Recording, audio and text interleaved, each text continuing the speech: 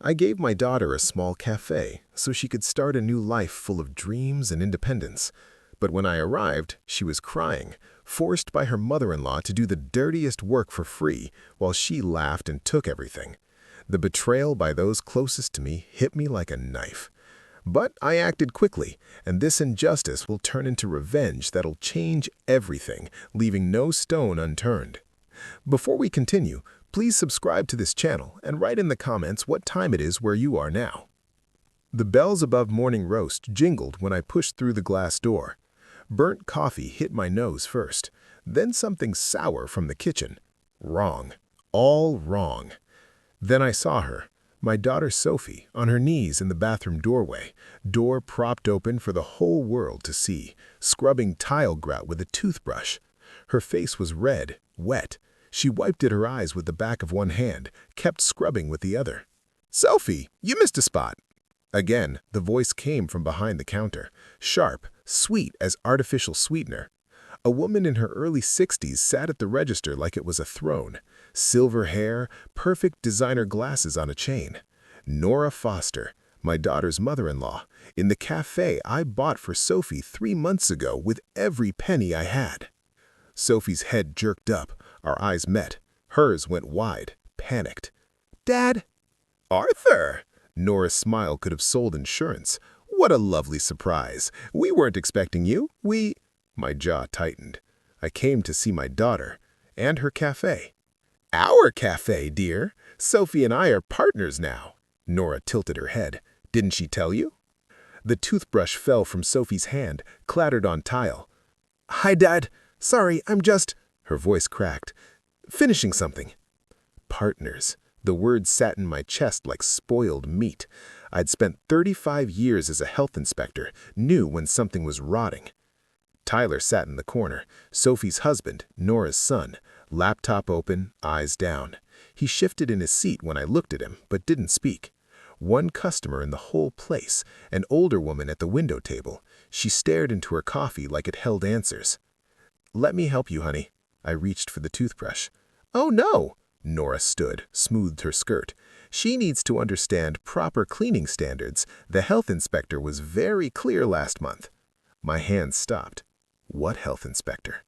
Nora waved dismissively. "Just routine. Sophie had a few oversights. We fixed everything." Her smile widened. "Oh, you'd know about that, wouldn't you? Your old profession." The coffee machine hissed behind the counter. Steam rose. I counted to 5. "Tyler," I turned to my son-in-law. "How's work treating you?" He barely looked up. "Fine, Dad. Busy." "He's been such a help here," Nora answered for him. "Managing the finances, dealing with suppliers. Someone needs to handle the serious work." "I can handle—" Sophie started. "Sweetheart, we've discussed this. Stick to what you're good at." Nora's voice dripped honey. "The baking." Sophie's hands curled into fists. She stood, grabbed a rag, moved to the nearest table, started wiping in circles, fast circles. I ordered coffee from Nora, not from my daughter. Had to. She poured it with theatrical precision. "Tell me what you think of our blend. I've made some improvements to the sourcing." Our improvements? Every word was a tiny knife. The coffee was weak, bitter, wrong temperature. I'd shut down a restaurant for less. "Delicious," I said. My hand shook when I raised the cup. Coffee sloshed, spilled on the counter.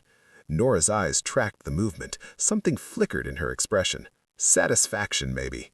She pulled a towel under the counter, wiped the spill with exaggerated care. "No worries, Arthur. Accidents happen." I wanted to grab that towel, wanted to— Deep breath, count to 10 this time. The woman at the window table stood, left without finishing her coffee. The bell jangled behind her. "I'd love to see the partnership papers," I said, voice steady, casual. "Business documents? So boring." Nora laughed.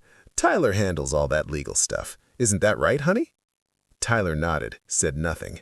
35 years I'd inspected restaurants, watched owners lie, watched them squirm, watched them try every trick in the book. I knew guilt. I knew deception. I knew when I was looking at both. "Well," I set down my cup, "I should let you ladies get back to work." "Oh, we're always working," Nora beamed. "Running a successful business takes constant attention, Constant. But that's what family does, right? We support each other. I looked at Sophie. She stood at the far table, rag in hand, staring at nothing. Right? I said. The bells jangled when I left, gentler this time, or maybe my ears were ringing too loud to tell. I drove home, 20 minutes through Portland traffic, mind racing, hands tight on the wheel. Around 7, my doorbell rang. Sophie stood in my apartment hallway, eyes red. She walked in without speaking, sat on my couch, pulled her knees to her chest. "I told her I was picking up supplies," she whispered. I sat beside her, waited. The dam broke. "Dad, I'm so sorry. I didn't want to tell you. I was ashamed." Ashamed of what? "She said she'd help with startup costs, said it was a family investment, made it sound so generous. Then the papers. There was so much legal language. The lawyer said, I can't forget what the lawyer said." My voice came out cold, flat. "I'll fix this." "Dad, she's got money connections, and Sophie," I took her hands. "Look at me." She did. "I spent 35 years closing down restaurants that broke the rules." I squeezed her hands. "I'll fix this fast." She left after 10, sneaking back like a teenager breaking curfew. I sat in the dark. The partnership documents lay on my coffee table, 51 pages of legal theft. My eyes drifted to the shelf. Between my vintage sanitation posters, "Wash Your Hands, Save Lives" from 1952, sat a small leather wallet. I hadn't opened it in 3 years. My hand reached almost by itself. Inside, my old ID badge, Senior Health Inspector, Oregon Health Authority. The photo showed a younger me, more hair, less gray, same eyes that shut down 43 restaurants in my career. I ran my thumb over the embossed seal. A smile crept across my face. Not a nice smile. The badge sat on my nightstand when I woke. Habit kicked in. Early mornings, decades of them. 6 a.m. sharp. I showered, dressed carefully. Khakis, button-down shirt, comfortable shoes. Inspector casual. Muscle memory is funny. Hadn't worn this combination in 3 years. My reflection showed someone different from yesterday's shocked father. This man had a plan. The cafe opened at 7. I got there at 7:30. Sophie stood behind the counter alone, dark circles under her eyes. She jumped when the bell rang. "Dad, what are you—" "Black coffee, please." I spoke loud enough for the 2 customers at separate tables. "And one of those cinnamon rolls." Her eyes flickered, understanding. "Right. Yes, 1 coffee, 1 roll coming up." I took the corner table, unfolded the Oregonian, glanced at headlines I didn't read. My real attention was on operations. The refrigerator door hung open. 20 seconds, 30 seconds, temperature abuse. Sophie grabbed milk, closed it finally. No thermometer visible on the outside. Red flag. Dairy products sat near the prep area, too close to where she'd just cut vegetables. Cross-contamination risk. No date stickers on opened containers. Violation of OAR 333-150. Her phone sat on the prep counter. Contamination vector. I'd seen enough in 10 minutes to cite 5 violations. My coffee arrived. I thanked her. She hurried away. 35 years I did this. The same way a carpenter sees load-bearing walls, I saw health code violations. Automatic, unavoidable. "Arthur, becoming a regular already." Nora appeared from the back. Fresh makeup, fresh smile. She pulled out the chair across from me, uninvited. "See, I told Sophie, good coffee sells itself." The place seems different from last time. I sipped my coffee. Still weak, still wrong temperature. New systems? Absolutely. Nora leaned forward, eager. "I've implemented several efficiency measures, reduced waste, optimized inventory, streamlined operations. Small businesses fail because of overspending on unnecessary things, such as premium dairy for one. The generic brand is half the price. Customers can't tell the difference." Optimize, corporate speak for cheap out. I'd shut down a restaurant for serving expired milk once. Apparently, in Nora's world, expired is just another optimization opportunity. Mental note, check the walk-in fridge date labels if they existed. "Smart," I said. "Thank you. Tyler and I have been reviewing every expense line. He's got such a head for numbers." Tyler arrived then, nodded at me, sat at his usual corner table, headphones on before his laptop even opened. The morning rush started. 3 customers became 5. Sophie moved between counter and tables. Nora stayed planted at the register. No, no, no, Nora's voice cut through the cafe buzz. She crossed to where Sophie wiped a table. Circular motions, watch. She grabbed the cloth from Sophie's hand, demonstrated, slow, deliberate, like teaching a child. See, no streaks, it's not complicated. I was doing it that way. Were you? Because 3 customers mentioned streaky tables yesterday. 3. Do you know what that does to our reputation? 2 customers at nearby tables shifted, uncomfortable. Tyler looked up. Mom, maybe... Tyler, please, I'm training her. Someone has to.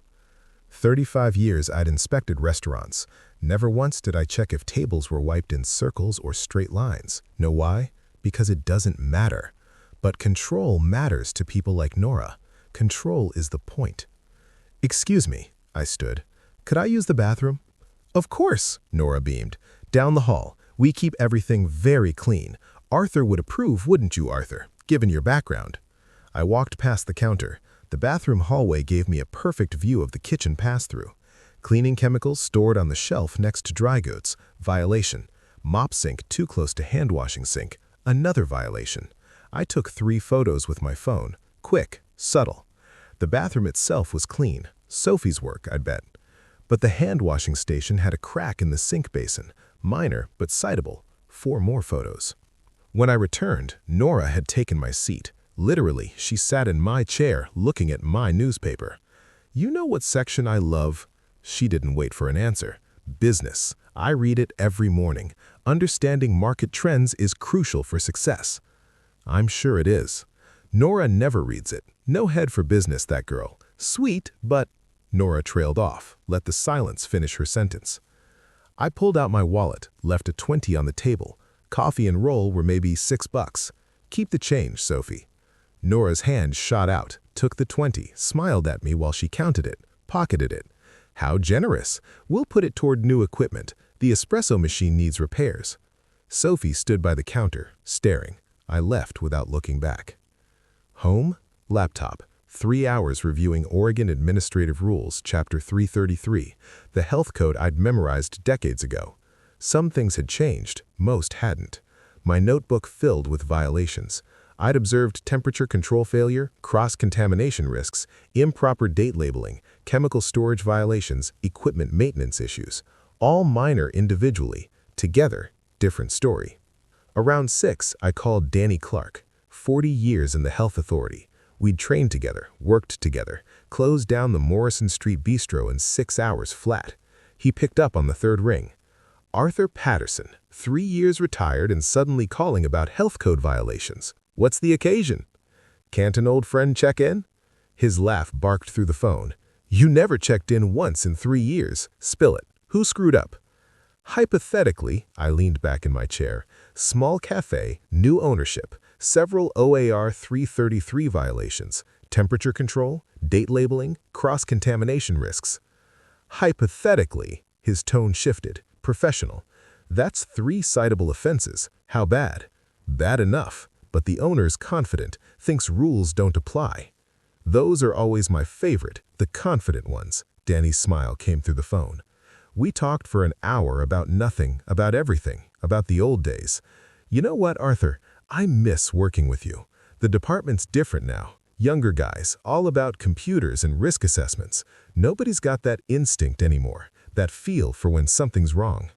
I pulled open my old filing cabinet, the one I'd kept from my office. 43 years of contacts, inspectors, supervisors, department heads, people who owed me favors, people I'd trained, people who remembered when Senior Inspector Patterson shut down that bistro in 6 hours flat. Martinez, Chen, O'Donnell. My finger traced down the pages. Danny, I said, voice soft. Someone's about to get a refresher course on Oregon Administrative Rules, Chapter 333. Time to see if Nora Foster really understands what business optimization means. I hung up. In the silence of my apartment, I whispered 5 words to the empty room. Welcome to my world, Nora. 2 days after I'd whispered that threat into my empty apartment, I sat at my kitchen table surrounded by paper. Not just any paper, 35 years of accumulated knowledge, Oregon Health Code violation checklists, complaint form templates. My coffee had gone cold, hadn't noticed. The filing cabinet in the corner stood open. Contact lists, inspection protocols, enforcement procedures. Everything I'd promised myself I'd forget in retirement. Funny how it all comes rushing back when you need it. I pulled up the Oregon Health Authority's website, official complaint form, right there in the public portal. Simple, clean, bureaucratic. But I didn't just fill it out, I crafted it. Every word chosen to trigger red flags. Multiple violations observed, cross-contamination risks, temperature abuse of potentially hazardous foods, repeated concerns from vulnerable populations, magic phrases, the kind that bump a complaint from routine follow-up to immediate inspection. I'd written 3,000 inspection reports in my career. This one felt different, better, more personal. My yellow legal pad sat next to the laptop, 4 stages outlined in my cramped handwriting. Stage 1, health inspection. Stage 2, social reputation damage. Stage 3, legal action. Stage 4, financial consequences. Stage 1 was almost ready, just needed the final pieces. My burner phone ad, downloaded the night before, paid account, untraceable to my main number, sat open on my phone. I dialed Sophie. She answered on the first ring. "Hello, Dad? Honey, you alone?" Silence. Then, "Tyler is at his mother's." "Dad, what's going on?" "Listen carefully." I kept my voice level. "Tomorrow when you close, I need you to forget a few things. The date labels on the dairy, don't replace them. That temperature log by the walk-in, maybe you're too tired to fill it in." Long pause. "You're setting her up." "I'm letting the truth show itself." I gripped the phone tighter. "Will you help me?" Her voice dropped to a whisper. "What time should I expect truth?" "Day after tomorrow, mid-morning. You'll know when." After we hung up, I stared at my laptop screen. The complaint form was complete. Perfect. Devastating. My finger hovered over the submit button. This was it. Once I clicked this, I'd be using 35 years of professional knowledge to target my own daughter's business. Sure, Nora created the violations. Nora cut corners, endangered customers. But Sophie's name was on the license. Her cafe. Her dream. The one I'd bought with every penny I had. I remembered her face on her knees, scrubbing grout with a toothbrush, crying. Click. Submit. The coffee shop Wi-Fi made the upload smooth. I'd driven to a Starbucks blocks away at 3 in the morning. Paranoid, maybe, but complaints were logged with timestamps and IP addresses. Back home, I opened my email. Confirmation from OHA. Your complaint has been received and assigned reference number 2025 PDX 11847. Stage 1 in motion. Late afternoon, my phone rang. Danny's name on the screen. "You still up?" "Yeah, sure, you are. Tell me." Pulled up the complaint. "Arthur, you manipulative bastard," he laughed. "You wrote it like a textbook example, hit every trigger phrase we have. Vulnerable populations, that's code red for us. I mentioned elderly customers and young children. Exactly, makes it high risk, automatic priority response." Papers rustled on his end. "Complaints flagged, should get assigned to a team within 48 hours. Should, will. I'm monitoring it personally, not because you asked, because the complaint warrants it. Everything by the book, Arthur. I'm not breaking protocol. Your complaint just happens to be perfectly written. You trained me well." "Yeah, I did." His voice softened. "But Arthur, stay away from the scene when it happens. You can't be anywhere near morning roast that day, if there's any connection between you and the inspection." "I understand." "Do you? Because Nora sounds like the type to ask questions. Why now? Why this timing? You visited her cafe recently, right? As a customer, as a father. That's what you tell her if she asks. Nothing more." "Got it," I promised. Meant it. Mostly. Evening came. I opened my laptop, riding the high of my complaint submission. Stage 1 was working. I could feel it. The Google review page for Morning Roast stared back at me. 43 reviews. Average 4.2 stars. Most were positive, a few complaints about service speed, nothing about sanitation. Time to change that. I created a new Google account, Philip Henderson. I'd pulled the name from a random generator website. Apparently, the 47th most common male name combination in America. Perfect. Generic, forgettable. Profile picture stolen from a stock photo site. Middle-aged white guy, slight smile, blue shirt. Could be anyone. Could be everyone. Philip Henderson, concerned citizen and absolute fiction. The review wrote itself. 1 star, professional but concerned. Disappointed by apparent lack of attention to sanitation standards. Observed concerning practices during recent visit. Hope management takes food safety more seriously. My cursor hovered over post. Should I use a VPN proxy server? No, overthinking it. Just a review from a fake account with a fake name and a fake photo. Clicked post. 11:47 p.m. The review appeared instantly. I leaned back, satisfied. 2 strategic strikes in 1 day. The complaint, official and devastating. The review, public and damaging. 35 years I'd filed inspection reports. Never once had I enjoyed it this much. My laptop chimed. Video call incoming. Finn's face filled the screen. Berlin apartment behind him. Dad, you look different. Focused. I'm fixing what needs fixing. Does Sophie know your plan? She knows enough, not everything. Finn leaned closer to his camera. And the legal side? Is it? Everything I'm doing is legal. I'm just making sure the law does its job. He nodded slowly. Dad, I'm transferring $5,000 to your account tomorrow morning. Don't argue. You spent your retirement on Sophie's dream. Let me help protect it. My throat tightened. You're a good son, Finn. Learned from a good father. His smile was fierce. Now go get her. After we hung up, I sat in the dark. Finn's support steadied me, made this feel less like revenge, more like justice. It wasn't just about money anymore. It was about dignity and reclaiming the pride my daughter had lost. My phone buzzed, past midnight. Danny again. It's done. No preamble. Day after tomorrow at 10 a.m. Martinez and Chen. They're the best we have. Thorough, fair, by the book. They'll find everything that's findable. Danny, don't thank me. I didn't do anything except let the system work exactly as designed. You wrote a textbook perfect complaint. It got the response it deserved. He paused. Arthur, stay away from morning roast that day. You hear me? If Nora suspects any connection, I understand, but I knew myself. I'd spent 35 years watching inspections unfold. I wouldn't miss this one. After we hung up, I sat listening to Portland's rain against my window. Stage 1 almost complete. 48 hours until Nora Foster learned what 3 decades of health inspection experience looked like when aimed at her. My phone glowed. 1 new notification. Google alert. Someone had replied to my Philip Henderson review. I opened it expecting nothing. Nora, her verified business account. The reply was public, visible to everyone.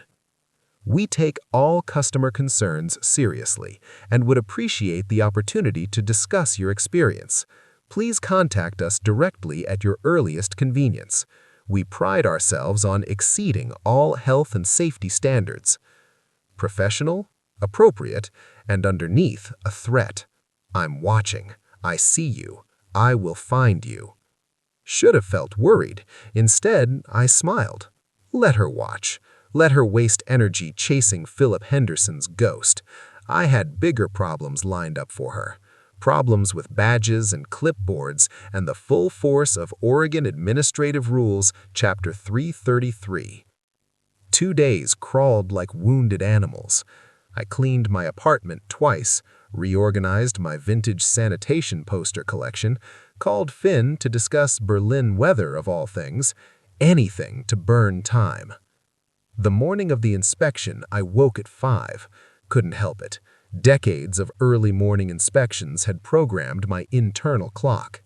By 9:30, I'd violated Danny's instructions. Been there, small cafe across Morrison Street from Morning Roast. Perfect sightline through both establishments' windows. I ordered a cappuccino, made myself comfortable at the corner table. "What temperature do you keep your milk?" I asked the barista. She laughed. "That's a weird question. 40 degrees? The manager's obsessed with the thermometer, checks it like 5 times a day." Good manager. The cappuccino arrived. Perfect microfoam, heated to exactly 150 degrees if I'd bet money. The irony of drinking properly prepared coffee while waiting to watch Morning Roast get cited for temperature violations. Sometimes life has a sense of humor, usually a dark one. 10 o'clock sharp. White Oregon Health Authority sedan pulled up. 2 inspectors emerged. Woman with clipboard, Martinez. I recognized her from training sessions years ago. Man with digital thermometer visible on his belt, Chen. Younger, methodical, all business, no social niceties. Through Nora's front window, I watched her expression shift. Welcoming smile, then confusion, then concern. Martinez showed her badge. I couldn't hear the words, but I'd said them 1,000 times. Oregon Health Authority, routine inspection. Nora's smile got bigger, welcoming. She thought this was a formality. Martinez didn't smile back. Professionals never do. Chen moved toward the kitchen. Nora's hand fluttered up, trying to redirect him. Her gesture said, "Let me show you around." Chen ignored her. Also professional. Never let the owner control the inspection route. I took another sip of excellent cappuccino. This was what justice tasted like. Turned out it tasted like properly steamed milk and other people's panic. Martinez spread out at the front counter, checking temperatures, opening containers. Chen disappeared into the kitchen. Sophie stood frozen by the espresso machine. Tyler sat in the corner, laptop open, headphones on, deliberately oblivious. 40 minutes later, the inspectors emerged from the kitchen. Even from across the street, I could see Nora's face had gone pale. She was talking fast, gesturing, pointing at Sophie, at the kitchen, at the inspection report in Martinez's hand. The universal language of, "This isn't my fault, it's her fault."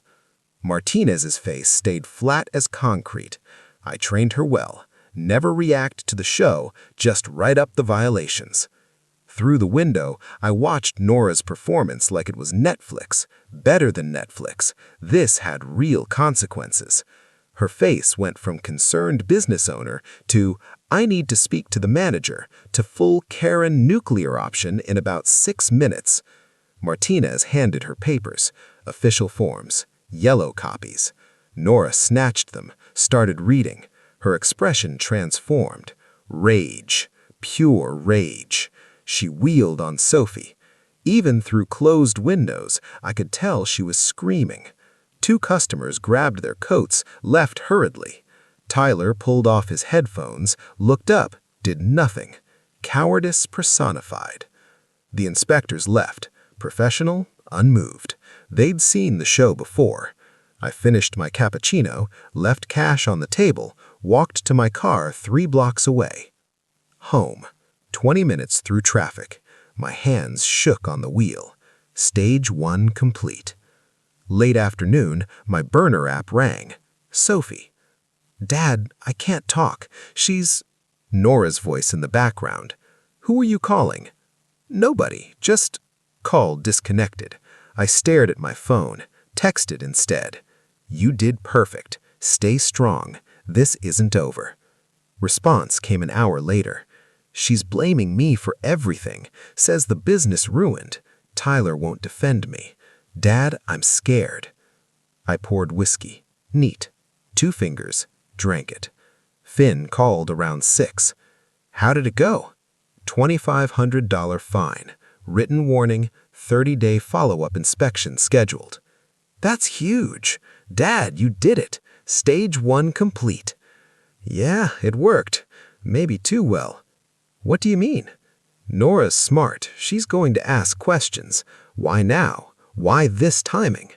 But you filed anonymously. There's no connection. I hope you're right. 5 minutes later, my phone rang. Unknown number. I answered. Nora's voice. Ice cold. Arthur, not Dad. Formal. Cold. We need to talk. My stomach dropped. Nora, can I help you with something? Don't play innocent. It's insulting to both of us. Silence. My mouth went dry. We need to talk face to face, tonight, or I go to the police with harassment evidence tomorrow morning. Your choice. My apartment, 1 hour. See you then, Arthur. She hung up. I sat on my couch, phone still warm in my hand. Felt something I hadn't felt in 40 years of restaurant inspections. Fear. Not abstract fear. Real, concrete fear. Nora had evidence, a lawyer, resources. She could frame this as harassment, stalking, interference with business. The Google review, my own stupid Google review, was proof I'd targeted her establishment. What if I had miscalculated? What if protecting Sophie meant destroying myself? I was 70 years old, no savings left, living on Social Security and a modest pension. One lawsuit could wipe me out. My apartment, my dignity, everything. My hand shook as I poured another whiskey. Then my phone buzzed. Text from Sophie. Dad, she knows you helped me somehow. She's coming for you. I'm so sorry. This is my fault. I read it 3 times. My fault, she said. No. I drank the whiskey. Put the glass down hard enough to crack it. This was Nora's fault. She'd stolen from my daughter, humiliated her, turned her dream into a nightmare. I didn't start this war. I just wasn't going to lose it. The silence in the room was deafening, broken only by the hum of the refrigerator. 20 minutes until Nora arrived. I paced between kitchen and living room, wearing a path in my cheap carpet. I pulled out the partnership documents. 51 pages. 51 pages of illegal theft. My phone buzzed. Text from unknown number. I'm parking. Bring coffee. This will take a while. Oh, the audacity! I didn't make coffee. The knock came exactly 1 hour after her call. Firm. 3 times. Official. I opened the door. Nora stood in my hallway, wearing a cream-colored suit and pearls like she was attending a board meeting. Silver hair perfect, makeup perfect, smile sharp enough to cut glass. Behind her stood a man in his 50s, gray suit, leather briefcase. He extended his hand. Mr. Patterson, I'm Richard Donovan, Ms. Foster's attorney. Thank you for agreeing to meet with us. Us? She'd brought her lawyer. Come in. I stepped back, though I didn't agree to anything. You threatened me, and I'm curious why. Nora swept past me, scanning my apartment like she was assessing property value. The lawyer followed, setting his briefcase on my coffee table, the same table where I'd planned this entire revenge. She turned to face me. Smile disappeared. Arthur, let's stop playing games. I know you filed that health complaint. I know you posted that Google review. I know you're trying to destroy my business. Your business? I let the words hang. Interesting choice. Yes, my business. The one I saved from your daughter's incompetence. The one you're now sabotaging. She pulled out her phone, tapped it, turned the screen toward me. Philip Henderson's review, posted from your IP address at 11:47 p.m., 2 days before the inspection. Want to explain that? The lawyer opened his briefcase, pulled out papers, placed them on my coffee table with practiced precision. Mr. Patterson, you're looking at a harassment claim, intentional interference with business operations, and defamation. Ms. Foster is prepared to file. I laughed. Couldn't help it. Nora's eyes narrowed. You think this is funny? I think you came into my home to threaten me with lawyers. I picked up the partnership documents from my coffee table, held them up. Want to talk about illegal activity? Let's discuss fraud, coercion, theft by deception. Those documents are legitimate, are they? Because the Oregon Secretary of State website shows you filed LLC paperwork 3 weeks before the partnership conversation. Premeditation. That's interesting timing, don't you think? The lawyer looked at Nora. Ms. Foster, you didn't mention. Because it's lies, she snapped. He's making it up. Public records. Anyone can look them up. I've already sent screenshots to my son and to a lawyer friend, just in case something happens to me." The room went quiet. Nora stared at me. For the first time since I'd met her, she looked uncertain. Then her phone rang. She glanced at it. Expression shifted. Confusion, then alarm. "What? When? How many?" She listened. "I'll be right there." Hung up, looked at me with something close to hatred. Someone just posted photos on Facebook. The health inspection, the violations list, the fine. Portland Foodies Group, 12,000 members. They're destroying us. I kept my face neutral. Inside, I was thinking, stage 2. I didn't plan that one, but I'll take it. Nora grabbed her purse. "This isn't over." "No," I agreed. "It's not. But Nora, that Google review, that's the least of your problems. You started a war with someone who spent 35 years shutting down people who broke the rules. I'm just getting started." She left, lawyer scrambling after her. I closed the door, leaned against it. My hands were shaking. Stage 1 complete. Her confidence shaken. Next move, hers, and I had no idea what it would be. My phone buzzed. Text from unknown number. "Dad, it wasn't me who posted the photos, but thank you to whoever did. S." If it wasn't Sophie and it wasn't me, then who? The apartment door closed behind Nora and her lawyer. I stood there, back against it, heart hammering. Stage 1 had worked. The inspection, the fine, the Facebook post going viral. But Nora wasn't retreating. She was escalating. And the mystery Facebook post, someone else was in this game, someone I didn't know about. That should have worried me more than it did. I poured another whiskey. This one I actually drank. Wait, voices in the hallway. I opened my door. Quiet. Peered out. Donovan waited for the elevator with his back to me, checking his phone. Nora stood apart, pulling out her cell. I stayed in my doorway, out of sight. Hallway acoustics are funny things. Her voice carried. "No, don't worry about Patterson. He's made his little health complaint, feeling powerful. But the transfer documents are almost complete. 1 more month and Morning Roast will be entirely mine, legally and permanently." My breath stopped. Oregon's a one-party consent state. Elena's eyebrows rose. "You've been researching?" 35 years as a health inspector, I know recording laws. If Sophie records conversations she's part of, it's legal evidence. Exactly, Elena smiled. So we need Sophie to provoke Nora into admitting the fraud on record. She'll do it? She'll do it. Are you sure? Because if Nora discovers the recording, my daughter spent months being humiliated by this woman. She'll do it. I called Danny. I need tech help. Someone who knows recording devices, discreet, legal, today. Pause. My nephew Oliver, IT security. 3 hours later, I met Oliver Clark at a coffee shop. Danny's nephew, 24, IT security specialist. Hoodie, laptop bag, energy drink instead of coffee. Uncle Danny said you need recording equipment. He pulled out a small device, Sony ICD PX470. Looks like a Café order tracker, right? Clips to an apron. 44 hours recording time, voice activated. I took it. And it's legal? Oregon's a one-party consent state. If she's participating, she can record it. Totally legal. What if Nora finds it? Oliver grinned. Generic looking. Worst case, your daughter says it's for tracking orders. Young people are so easy to please. Give them a chance to explain gadgets and they'll help you commit legal-adjacent surveillance for free. That afternoon, I opened my laptop. Proton mail account, anonymous, encrypted. Subject, disturbing story about exploitation in family business, Morning Roast Café. I wrote carefully. Miss Price, I'm writing anonymously because I fear retaliation.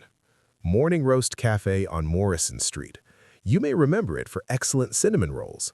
The owner, Sophie Patterson Foster, is being systematically exploited by her mother-in-law, Nora Foster. Nora pressured Sophie into signing away majority control, now treats her like unpaid labor, takes all profits, publicly humiliates her. Recent health inspection revealed violations Nora created. Someone needs to tell this story. Hit send, before I could second guess. 3 days crawled by. Sophie wore the recorder clipped to her apron, captured hours of Nora's demeaning commands, cutting remarks, constant criticism, pattern of abuse evidence. Day 4, mid-afternoon, slow period. Tyler had just left for a meeting. Nora counted the register. Sophie approached. Recorder active. "Nora, can I ask you something?" "What?" Nora didn't look up. "I've been thinking about the partnership, about the cafe. Will it ever really be mine again, the way Dad intended?" Nora paused, looked up, amused. "Yours? Sophie, sweetie, when was it ever yours? Your father threw away his retirement on a business you couldn't manage. I salvaged it. This cafe works because of me." "But legally, I still own part of it, right?" Nora laughed, cold. "Legally? Stupid girl. This cafe is already mine. The papers you signed, they transfer full ownership. Your father just doesn't know it yet. Another month, and it's final. You'll be an employee if I'm generous enough to keep you." Silence on the recording. Sophie, genuinely shocked. "And there's nothing your father can do about it. His little health inspection tantrum cost me $2,500. I'll make that back in a week." That evening, we listened in Elena's office. Me, Sophie, Elena, Oliver. When the gap hit, Elena's face fell. "Wait, it cut out." Oliver examined the device. "Power interruption. The clip must have loosened. I'm sorry." "Of course it did," I laughed, slightly hysterical. "Of course, because nothing in this plan could go smoothly." Elena cleared her throat. "It's still usable, but with that gap, a defense attorney could argue context is missing, so we need more." We need more. 2 nights later, Sophie called late evening, voice shaking. "Dad, I heard Tyler on the phone with his mother. He said he chose her over me. Come over, now." "The guest room is yours." She arrived 30 minutes later. 1 suitcase, red eyes. "Tell me." "He was on the phone with Nora. I wasn't supposed to hear. She was yelling about someone asking questions, some food blogger. Tyler kept saying he'd handle it. Then Nora must have accused him of being weak because he said, 'I chose you over her. I'm with you. I've always been with you.'" "What did you say?" "I told him to leave, told him we were done. He tried to explain, but there's nothing to explain. He chose his mother over his wife. Simple as that." My phone pinged. Email address I didn't recognize. pdxfoodscheme247@gmail.com. Subject, morning roast situation. I opened it. "Mr. Patterson, I'm guessing. I received your message. I'm Olivia Price. I remember Sophie. I remember her cinnamon rolls and her smile. I did some digging, talked to regulars. Something's really wrong at Morning Roast. I want to hear Sophie's side. My article publishes in 3 days." Olivia. 3 days. I hadn't expected her to move this fast. I responded, "Thank you. I can arrange a meeting. Sophie's ready, but we need discretion. The people exploiting her have resources." Her response came within minutes. "I can and will. This story matters. Portland supports its own. Tell Sophie I've got her back."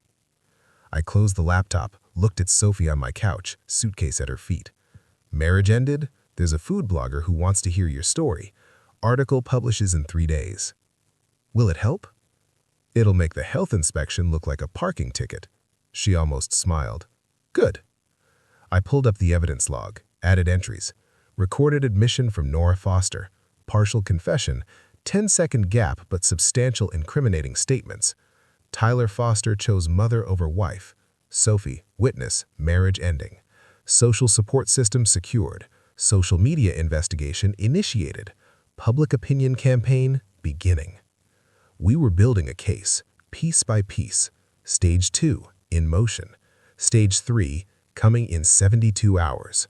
My phone glowed with Olivia's last message. Portland supports its own. I smiled. Not a nice smile.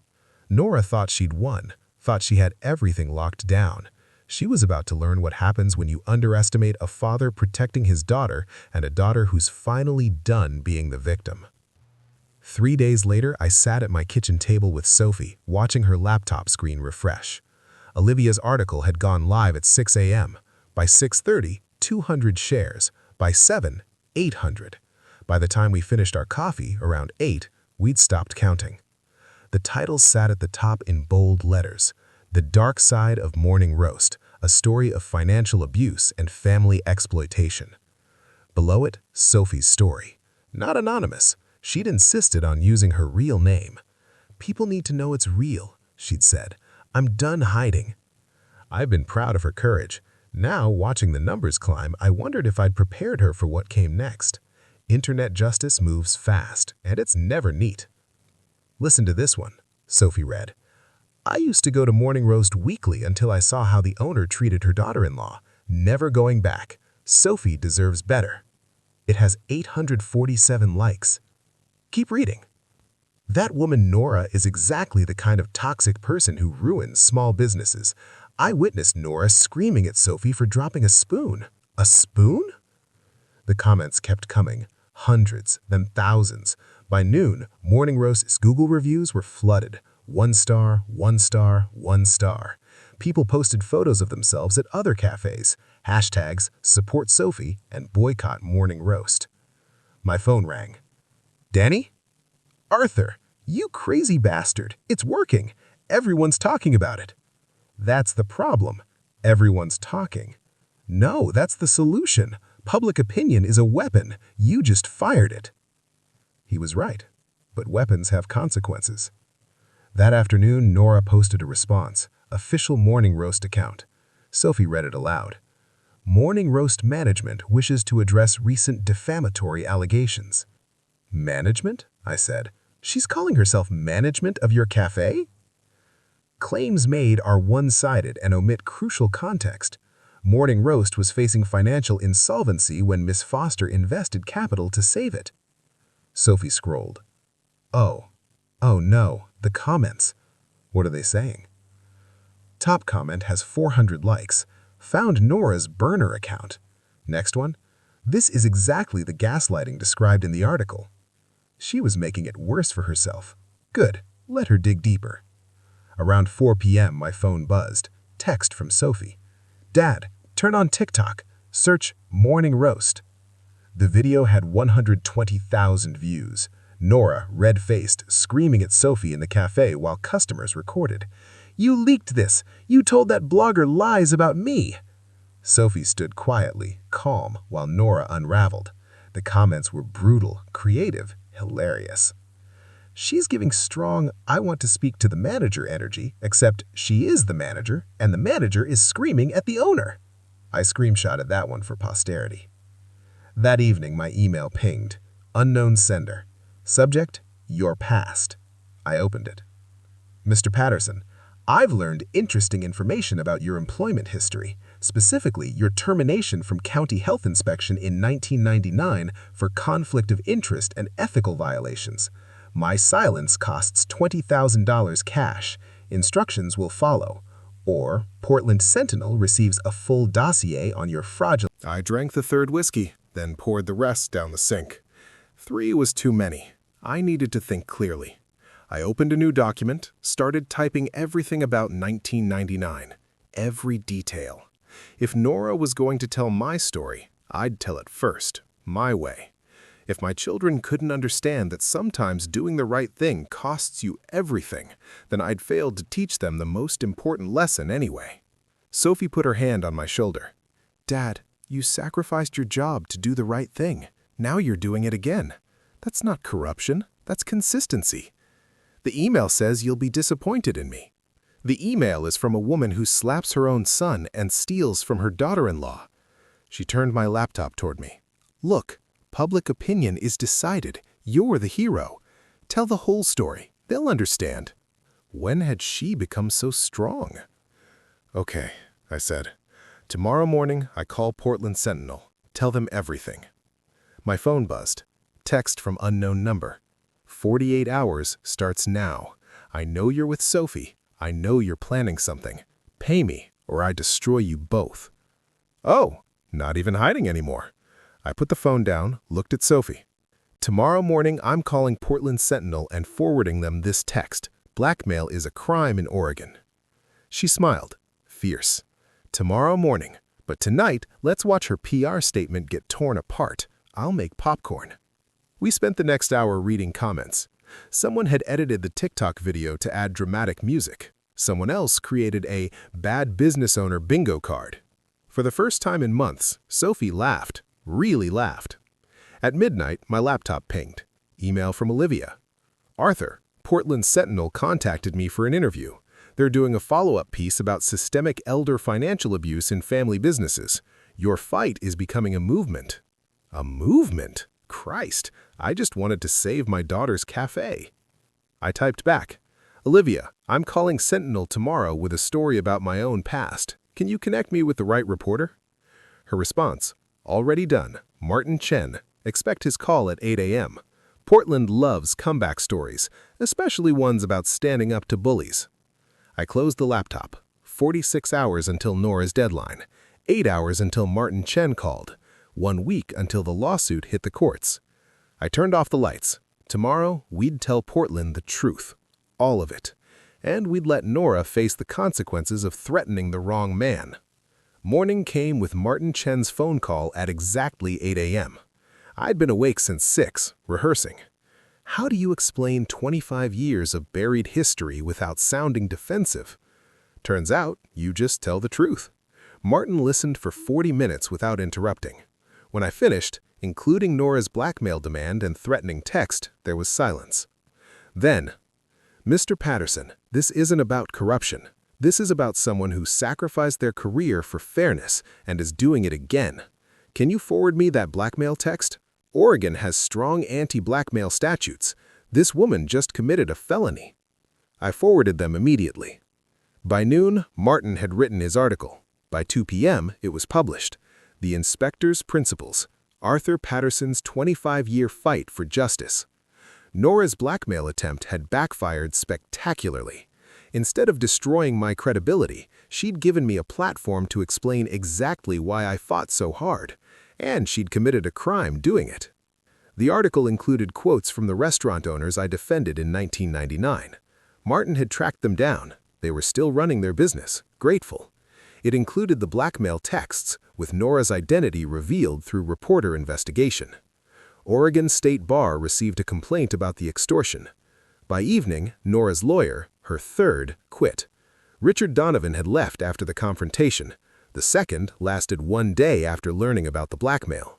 The third sent one aggressive cease and desist letter, then withdrew when he read Martin's article. Ms. Foster, did you send extortion demands? Because if you did, I'm withdrawing immediately. I don't represent criminals. 2 days later, Elena filed the official lawsuit. Patterson versus Foster. Multnomah County, Court. Fraud, coercion, theft by deception. Court date, 1 week. That afternoon, I walked past a Bank of America branch, saw Nora at the ATM. She tried to withdraw cash. Screen said, transaction denied, limit exceeded. She tried again, denied. Her hands shook. She leaned her forehead against the machine. Her shoulders shook, crying. For a moment, I saw not the villain, but a desperate woman who'd gambled everything and lost. Then I remembered Sophie scrubbing bathroom floors while crying. The pity faded. I walked away. That night, Sophie got a text from Tyler. I'm sorry for everything. Tell your father he won. We're leaving Portland. Don't look for us. The next morning, we arrived at court for the hearing. Nora and Tyler didn't show. The bailiff confirmed. No contact, no lawyer, no response. Elena requested a warrant for Nora's arrest. We drove to her apartment. Neighbors said they'd seen them loading a car with suitcases around 2 a.m. The apartment was empty, lease unpaid. Nora Foster had fled. 2 days later, Sophie returned to morning roast for the first time as undisputed owner. Elena had gotten an emergency order preventing Nora from accessing the property. We unlocked the door. Me, Sophie, Finn, who'd flown in from Berlin, and Elena. The register was empty. Nora had stolen the cash. Inventory decimated. Bills piled on the counter. Utilities, suppliers, rent. A note taped to the espresso machine in Nora's handwriting. This could have been successful if you just stayed out of the way. You ruined everything. Oh, Finn read it, started laughing. She stole your business, embezzled money, committed fraud and blackmail, and we ruined everything." Sophie took the note, folded it carefully, put it in her pocket. "I'm framing this. The last words of Nora Foster, still managing to be the victim while fleeing the state." Elena spread documents across a table.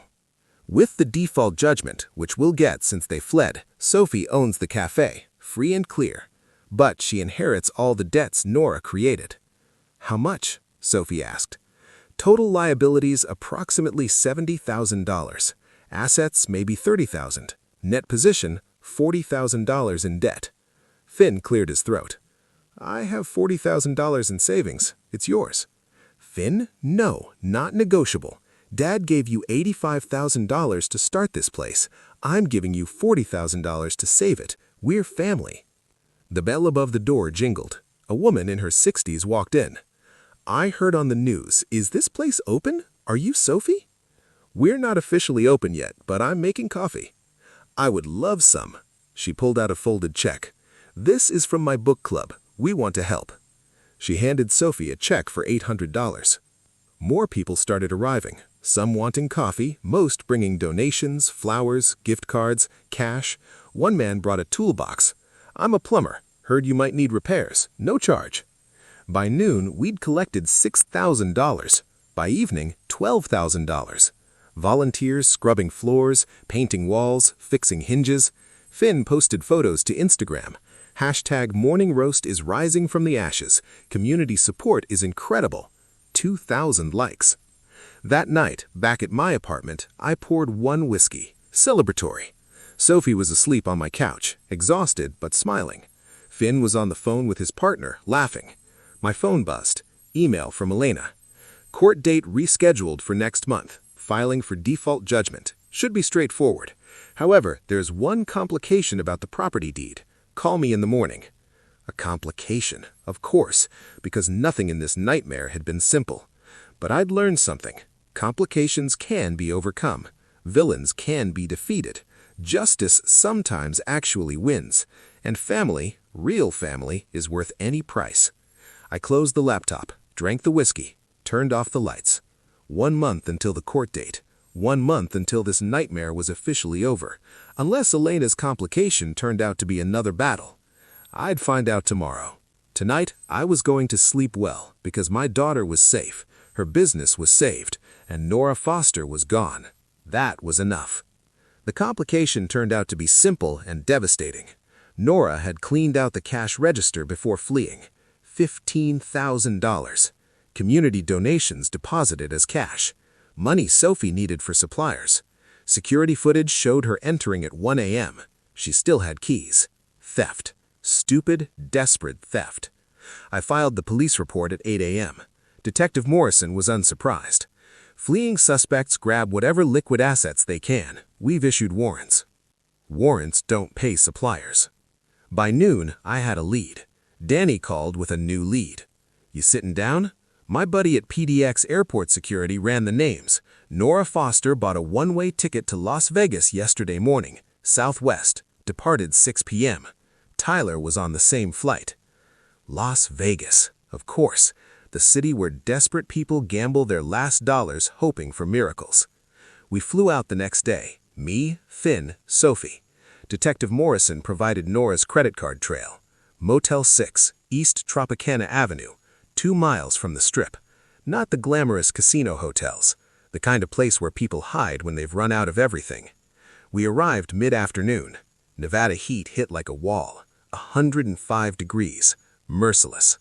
The motel was sun-bleached pink stucco, cracked asphalt.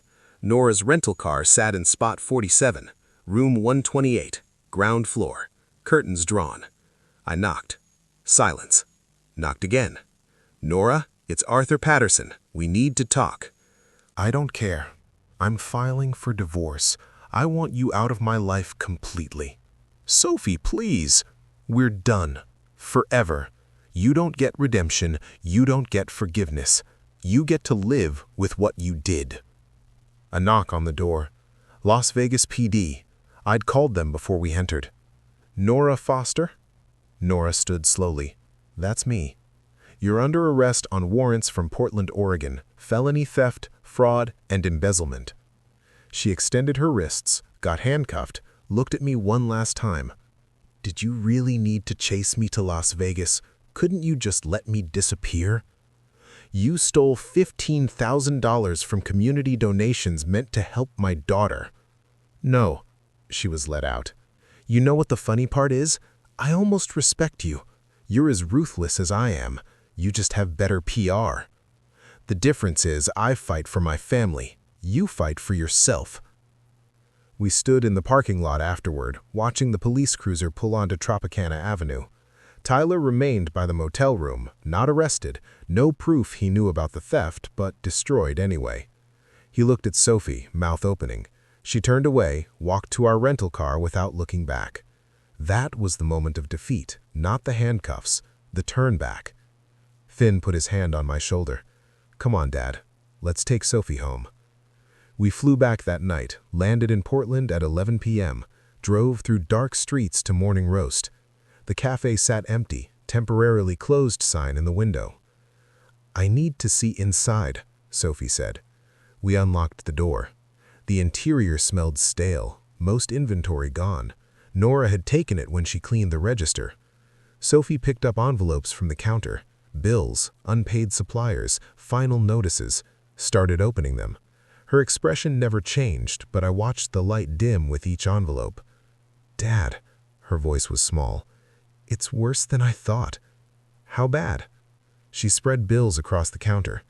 "With the stolen money, unpaid suppliers, legal fees, back rent, we owe $23,000 before we can even think about reopening." Finn spoke up. "I have the $40,000 I offered." "You already loaned money. I can't take more. And $40,000 barely gets us operational. It doesn't cover inventory, staff, insurance." She looked up at me, eyes filling with tears. "Dad, we won legally, but I lost everything anyway. Morning Roast is dead." I opened my mouth. Nothing came out. She was right. We defeated Nora, gotten justice, but justice doesn't pay bills. "Let's go home," I said finally. "We'll figure something out tomorrow."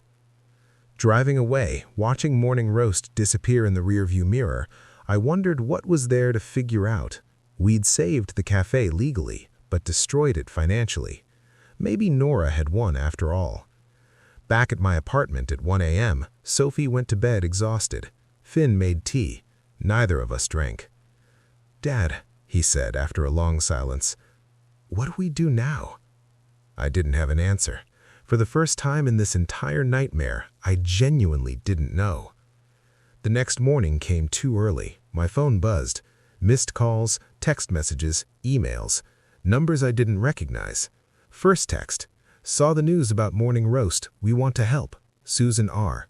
Second: "Read about Sophie. Attaching donation. Coffee's on us. Portland Foodies Group." More texts, more offers. By the end of the first week, my phone had 73 messages. Finn's had 42. News of Nora's arrest made the Portland Mercury, the Sentinel, every food blog, and Portland had decided to do what Portland does best: take care of its own. Olivia Price posted at 6 a.m., "Morning Roast needs our help. Sophie fought and won legally, but faces $23,000 debt from Nora's destruction. I'm starting a GoFundMe. Who's with me?" Within 2 hours, $8,000. Sophie read messages crying. "Dad, listen. We're a commercial kitchen. We'll donate 20 pounds of flour and 10 pounds of butter monthly for 6 months. And this, I'm a licensed electrician. I'll update the wiring. Free." "That's Portland," I said. "We take care of our own." Finn looked up from his phone. "There's a Facebook group, Save Morning Roast, 4,000 members organizing supply drives, volunteer shifts." By end of first week, $31,000, $8,000 more than needed. 6 weeks of renovation followed. Fresh paint from volunteers, new tables donated, equipment repairs at cost. Sophie's 8-year-old daughter Lily helped paint a mural. Stick figure woman holding a coffee cup like a shield. Mom the superhero. Reopening day, line around the block, local news coverage, Olivia documenting everything. Sophie's apple cinnamon pie sold out in 20 minutes. 6 weeks after that, Nora's sentencing, Multnomah County Courthouse, orange jumpsuit, hair pulled back, no pearls, Judge Martinez. 18 months county jail plus $15,000 restitution. Before being led away, Nora asked permission to speak. Sophie, Mr. Patterson, I destroyed your family. I stole from you. Everything they said about me is true. I am exactly the villain everyone says I am. Her voice cracked. What I told you in Vegas was true. I wanted to matter again, and I destroyed your lives to get it. That's unforgivable. I'm not asking forgiveness. I'm just acknowledging what I did. For the first time, I'm telling the complete truth. I'm sorry. She looked at Sophie. Your cafe is beautiful. I saw photos online. You did that, not me. Everything good about Morning Roast was always you. Sophie stood, walked out without a word. Nora watched her go, nodded slowly. I understand. 1 month later, a letter arrived from Tyler, from jail. Unpaid child support from his first marriage. Sophie read it aloud. I'm not asking forgiveness. I'm writing to tell you I understand now. I wasn't just weak. I was complicit. I chose comfort over courage. I watched my mother hurt you and did nothing. That's cowardice. You deserve better. I signed the divorce papers. No contest. I hope Morning Roast succeeds. I won't contact you again. Tyler. She folded it, put it in a drawer, didn't respond. 2 weeks later, an envelope arrived. No return address. Eugene postmark. $5,000 check. Note from Tyler. Everything I could gather. She deserves this. T. I stared at it a long time, then forwarded it to Sophie without comment. She deposited it without comment. 6 months after reopening, Morning Roast thrived. Not wildly successful, but stable. I sat at my usual corner table most mornings. Newspaper, black coffee. Sophie behind the counter chatting with customers. Lily doing homework at a table. Finn video called weekly from Berlin. His photo hung on the cafe's family wall next to my vintage sanitation poster. Olivia came in twice weekly, writing a book about Portland's food community. Morning Roast featured prominently. Tyler sent child support payments on time, never with notes, just checks. Sophie deposited them without comment. Nora still had 8 months left. Sophie never visited, didn't plan to. Nora wrote letters occasionally. Sophie didn't open them. Kept them in a drawer, not for closure, just because throwing them away felt like caring enough to make the effort. The cafe was Sophie's, fully hers. No one could take that away. It wasn't the life she'd imagined when I first gave her the keys. It was harder, more complicated, built on rubble and community goodwill, but it was hers. One Saturday morning, someone asked me, was it worth it, all that fighting? I looked at my daughter, smiled slightly. Ask me in 10 years, because that's the truth. Victory isn't a moment, it's what you build after. Finn appeared on video call at the bar. Dad, you know what's funny? Nora thought an old inspector would be easy. She forgot. I spent 35 years shutting down establishments that thought they were smarter than the rules. Ha! That's the most you've ever sounded like a movie hero. Heroes don't exist, Finn. Just stubborn old men who refuse to let bullies win. Dad, Sophie called from the counter. Order up. Your cinnamon roll is ready. I walked over. She watched nervously. I bit into it, chewed, swallowed. Well? Perfect. Just like everything else you do. She smiled, really smiled, the kind that's been missing for months. That right there, that's the victory. Not the legal judgments, not Nora in prison, not the money raised, just my daughter smiling making cinnamon rolls in her own cafe. I'm 70 years old. My retirement savings are gone. My daughter's a divorced single mother running a cafe that almost destroyed her. But she's free. She's strong. She survived what tried to break her. The mountain air through the cafe door felt clean. I breathed it in. All of it.